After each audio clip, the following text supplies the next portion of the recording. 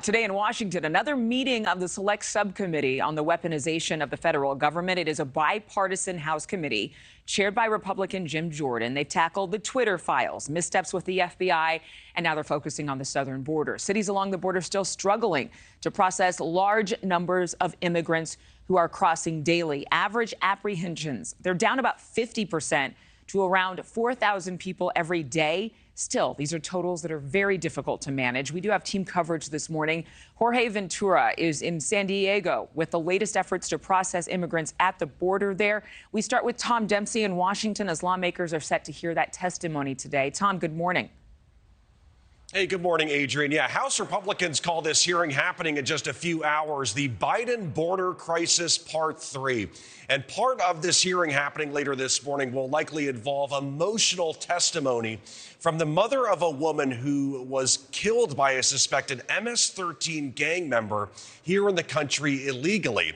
House Republicans plan to highlight the case of 20-year-old Kayla Hamilton, a woman with autism who died in July of last year in Maryland when police say a 17-year-old listed as a member of the MS-13 gang in El Salvador broke into the home where she lived before murdering her. ICE later said the suspect crossed over the border illegally. Kayla's mother, Tammy, posted this to Twitter earlier this year saying, quote, "Her story is true. This is the end result of allowing a known gang member into this country. This is how I will visit my daughter for the rest of my life," attaching a picture of her daughter's urn. Also part of this hearing, though, will be testimony from a supervisor in Orangetown, New York, which has fought with New York City recently over a decision by Mayor Eric Adams to send hundreds of migrants to be housed at hotels in the area. The town later declared a state of emergency and has tried to block the migrants from staying there. This all comes after the House passed an immigration bill earlier this month to resume construction of the border wall and hire more Border Patrol agents, while also enhancing technology along the border. This is the only thing that will help stop the craziness that now for 28 months has been going on our southern border.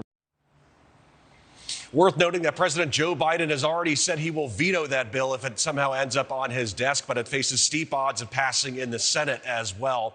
But getting back to that hearing, we're also expecting to hear testimony from a former U.S. Border Patrol chief who has been very critical of President Joe Biden's border policies.